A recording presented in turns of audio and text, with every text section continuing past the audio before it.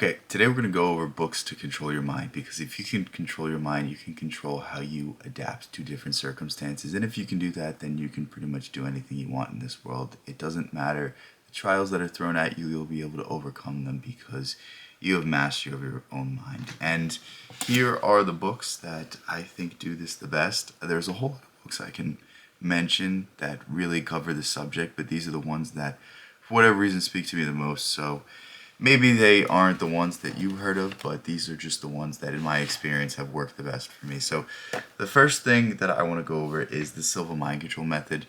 Very weird name. It's very out there, but basically, it's a form of meditation, a form of focus. There's a bunch of exercises in this book that will really benefit you if you start applying them and you start doing them. And in fact, it's the way that I meditate is the way that is in this book. I'm not going to go through exactly the exercises, but this book really teaches you about focus, about the capacity of your mind, about little tricks that allow you to access your subconscious and be able to pull information from it, be able to be more creative, be able to be more relaxed. And it's a really interesting book. I think it's well worth your time studying. These things take time to get good at, but there's a lot of things in these books that you can master and you can use in your own life to your own benefit.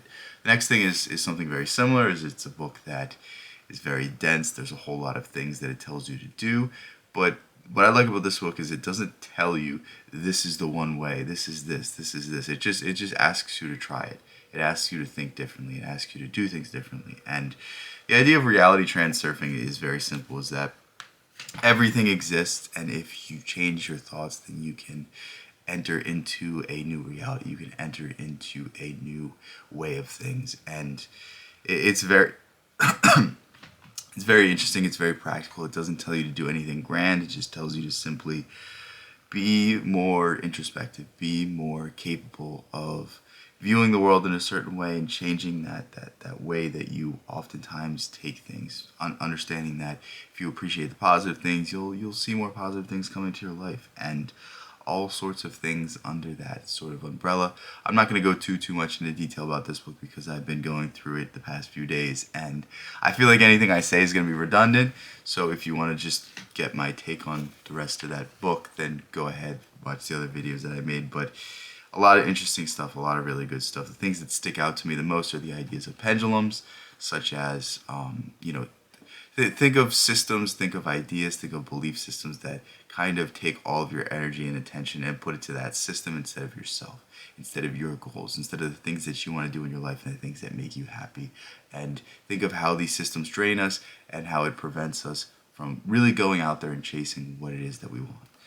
Next thing we have is the power of awareness. I think this is Neville Goddard's best book, and the reason I talk about Neville Goddard is because I've just gained so much inspiration from him. I really do not care about the external circumstances anymore. I really more so care about the internal world and how I feel in each and every moment. And I think Neville is really the best at teaching that, and really the best at defining that your existence is based off of your thoughts, that your thoughts are so powerful and so potent. And when you can begin changing the way you think, you can begin changing your entire universe. And there's a lot of really good things that Neville talks about. There's a lot of really mystical things that Neville talks about. I think the most practical element of what Neville Goddard tells you to do is he tells you to work on your attention. And the easiest way to work on your attention is when you're falling asleep, remember your day in reverse order. Remember your day and think about, oh, I got into bed, I just brushed my teeth. Hopefully you just brushed your teeth. And then, you ate dinner, you did this, you did this, you did this, and then go all the way back until you first woke up. And if you do that night after night, trying to vividly picture each and everything, you're going to work on your imagination, you're going to work on your memory, you're going to work on your recall, and in no time you're going to notice a difference in the power of your mind. And that's just the easiest way to work on your brain and work on your imagination and work on your ability to visualize. But there's a whole lot of other stuff that Neville has to offer, and there's really a transformative world when you start to devour his writings. Next thing we have is Psycho-Cybernetics, the deluxe edition. This is a book that I also went through recently. I think the best aspect of Psycho-Cybernetics is it's not like other self-help books where most self-help books are like, like Think and Grow Rich, where it's like the whole point of the book is like, oh, well, you can make a whole lot of money if you do this, this, and this. Well, psycho-cybernetics is more so about becoming yourself. And I think that's so much more important than any material thing that you get. And I think that's where a lot of self-help books lose me, is that they say a few good things, but the end goal is always an external means. The end goal is always becoming something that you're not. And I think psycho-cybernetics has the best balance of changing who you are and changing yourself into who you want to be, and not necessarily just denoting that the end goal is exactly what you're seeking, because if you're not happy now, you're not going to be happy with $1 billion. I promise you that. If you can't find solace in the fact of your current day existence, then when you have money and that glam wears off of it, you're going to still be that same person who's bored. You're going to still be that same person that doesn't like silence with themselves. And I think psycho-cybernetics really, really has a lot of good things in it that teach you to reframe your life, reframe failure, reframe things, and turn them into a positive, and then start to understand that your thoughts about yourself project into the world who you are. So if you walk into a room and you are not confident and then you go to give that presentation, people aren't going to listen as much because you didn't carry the air of confidence. You didn't carry that idea about yourself that what you have to say is important, and thus people didn't listen to you as much. First, think when somebody that is unqualified walks in the room but they have confidence, people are just more likely to listen to them. And it's understanding this fact and starting to use it to our benefit, starting to use it to our benefit instead of our detriment, which is what most of us do. And the last thing that we have is In Search of the Miraculous by P.D. Uspensky, and this is the teachings of G.I. Gurdjieff. I think that's what he said. I feel like I've been saying it wrong my entire time I've been reading this book. I feel like I've been saying Gurdjieff wrong, but this book's super fascinating because the basic principles of Gurdjieff, you don't have to go into the complex things to even gain anything impactful from him. All you need to understand is that Gurdjieff believed that man is a machine, and that man is not even aware that he is a machine, so thus he cannot wake up.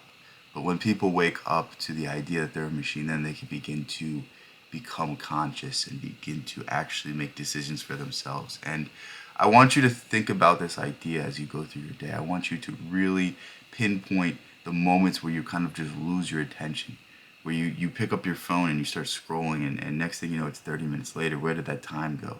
Well, you were unconscious. You fell victim to habit. You fell victim to your machine-like nature. And it's super fascinating because really what Gurdjieff says is the starting of your journey is the starting of understanding that you're a machine, understanding where you are mechanical, understanding your habits that you do, that you don't understand why you do them. And to be aware of yourself is the beginning steps of being able to observe yourself. And then when you can observe yourself doing a thing, think, I am reading a book, and I know I'm reading a book as I'm reading the book. Like that sort of idea of things. It's like observing yourself doing things, keeping your attention on what you're actually doing instead of allowing your mind to just drift off into the distance. I'm filming a video and I know I'm filming a video. That sort of idea of things. And the more you start to play around with these ideas, the more you start to kind of understand how important your attention is, and really, really, really be aware of what you're giving your attention to. Because if you could spend all day long thinking about a problem, not a single second wasted on anything else, I promise you'd be able to fix it. But nobody's able to do this, and this is why so many people have problems. And this is the thing that I'm really going to be working on the most. I feel myself I'm going to, I don't know why I can't find the words.